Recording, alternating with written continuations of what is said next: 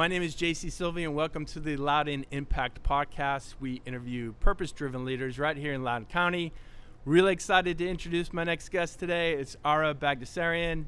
Ara is an entrepreneur and also highly involved in local nonprofits. Ara, welcome to the podcast. Thanks, JC. Appreciate it. Before we jump into it, I just want to give a quick shout out to our guest at Sidebar. We're downtown Leesburg in this really cool patio area up back. Ara's got his coffee. I'll get mine a little bit later. Thanks to Sidebar for the support. We appreciate it.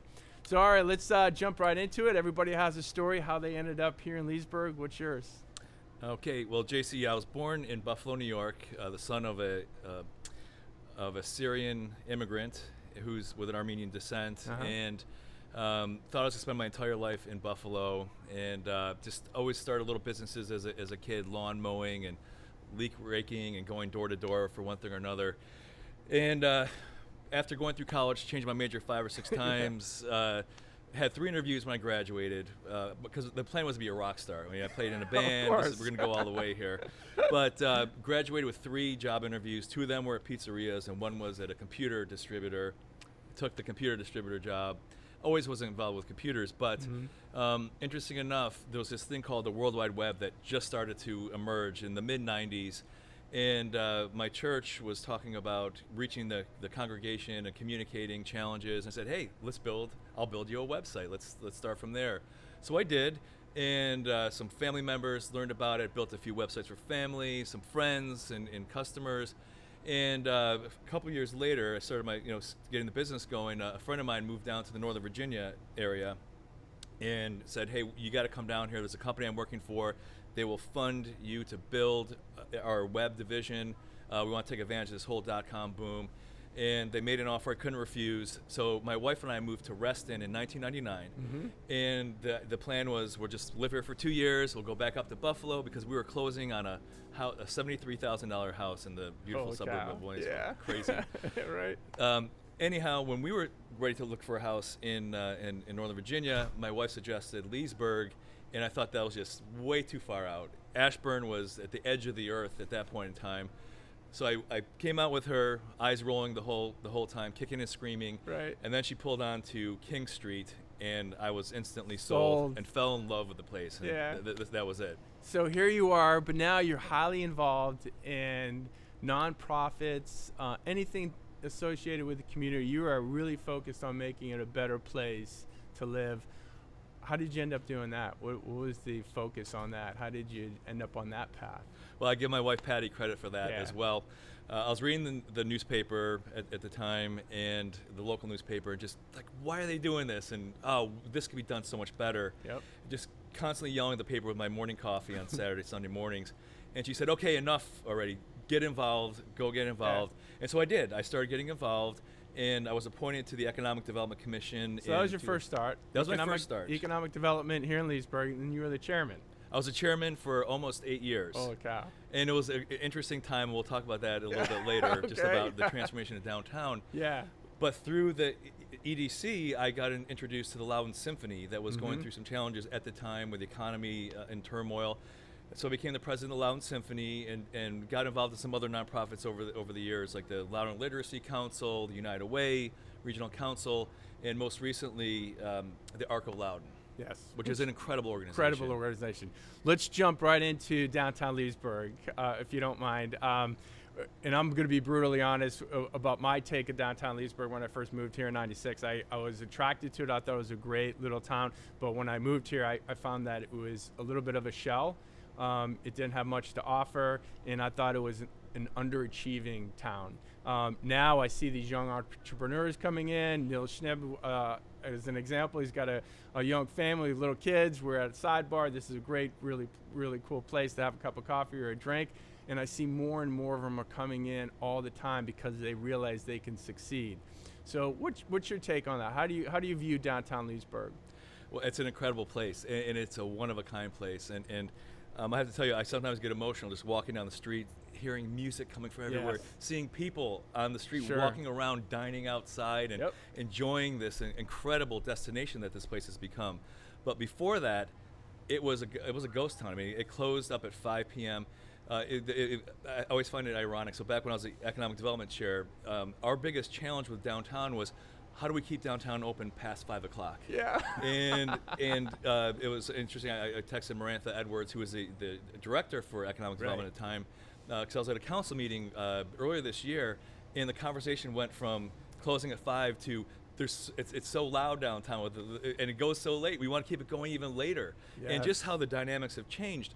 Yes. But what's amazing about that is that it was a community effort. It was a shared vision for the downtown being an arts, entertainment, and dining destination. Yes. And back, like I mentioned, when I was the EDC chair, it was a collection. It was a collective impact of so many people: the property owners, it's the business owners, the tenants, the town, working together to really come through and deliver on this vision.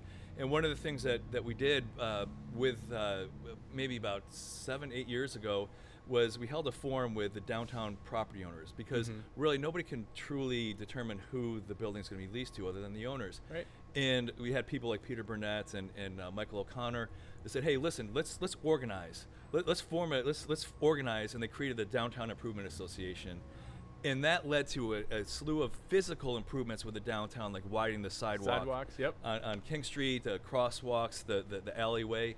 But at the same time, you had things like First Friday. And First Friday, when it initially started, it was really sparsely attended. And then you had someone like Sola Palata, who had the Pink Shop, her original location. She set up live music in her back patio. Yeah. And that did really well. And then the next First Friday, a couple other places started doing that, and she started coordinating that. And the whole notion of live outdoor music really started to become viable. Yes. And I would go so far to say, and people think I'm crazy, but I think that downtown Leesburg is and can become the live outdoor music capital of America. Because you look at places. Pretty bold. It's pretty bold. You got to be audacious. But you name a place that has it. more outdoor music. I mean, there's places like Nashville. You have Broadway. Yes. All indoor venues. But what makes this place special is the craft breweries, the restaurants, and the live outdoor music. It's incredible. Yeah. So you're running for town council. I'd be remiss to not mention that, and that's important. And that's why I wanted to hear some of your thoughts about what would be your focus if you got elected. Well, the primal focus right now is adapting to the pandemic. The town needs to work with the business community, the small business community, and the residents to adapt. And I will give the town credit, and through the collective impact I mentioned before of small business owners, restaurant owners that really were driving this with the town. Because phase one, you had the ability to have outdoor dining, and so many restaurants on King Street just didn't have that infrastructure. Sure. So closing down the streets on the weekends is a big deal. And that's working with the community to adapt. And in other locations, using parking lots as outdoor dining, outdoor dining venue. So adapting to the pandemic right now is critical.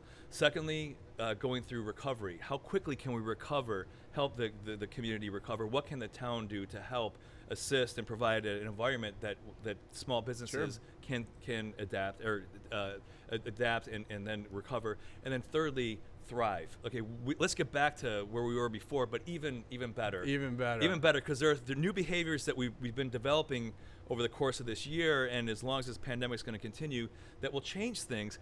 And I do believe that having a more walkable community, more people are going to be working from home, not commuting to offices and 45 minutes away. Right. People are going to be in their town, and they're going to be looking for better amenities, more opportunities to walk, to get from point A to point B, and we need to provide that environment for the community. I totally agree. I see a lot of young families moving into the area. All these neighborhoods that are a $10 Uber ride into downtown Leesburg, which is perfect, and they want those amenities. They want to have a glass of wine or a beer, and then walk across the street and have a nice dinner, and then stroll around a little bit and unwind before they head back and pick up their kids. So I think having a walkable downtown is super important. But I understand there's a lot of opposition to that. What do you have to say about that? About a walkable, about the opposition. People don't want, there's some people in Leesburg who don't ever want it to change, right? And that's the reality. So how do you overcome it? Maybe old school, new school. Is that real? Well, it does exist, and the reality is it's going to happen. And the question is, do you just let it happen, or do you help shape the vision for what we want as a community?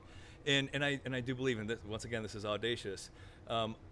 My goal is for Leesburg to be the best place to live and work and raise a family in America, once again. Sure. And we can, and we are already on that path. And so just sitting back and say, well, we just want just the bare minimum necessities. It's not going to cut it. It's not going to cut it. And I do believe that, we have the potential to do that. We've got so many smart people that live in this area.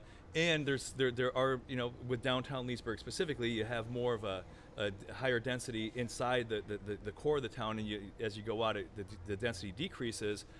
But let's connect the whole thing. Let's make it more walkable and connected. Yeah, I think there's a huge demand. People are demanding it, right? People are at that point where like, no, you have to come through with this. We just can't sit back and say, hey, Leesburg is an old southern town, sleepy southern town that closes up at 5 o'clock anymore.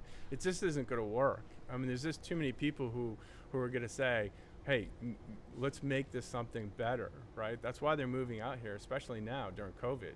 I mean, I think it's a huge opportunity. I think that as a town, we need to take advantage of it instead of looking at it as something, an obstacle. Well, there's a lot of new people coming out here, I think.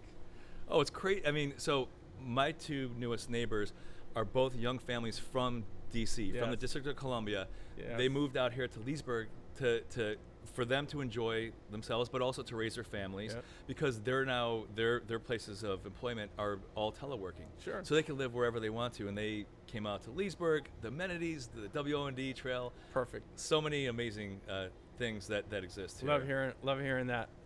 All right, a little plug for you here. Your book, The Lemonade Stand. Let's talk a little bit about that. Free plug, by the way. Oh, hey, thanks, JC. Awesome. Well, I've always been an advocate for entrepreneurship education, right? Right. And so my partner and I wrote this book 7-8 years ago. When I was the EDC chair, I would always speak to would-be entrepreneurs, people that have these great ideas that just don't know how to take the next step. Right. And all too often, you think you have to write a 200-page business plan, take out $1 million loan, get a big office, and then you could get started.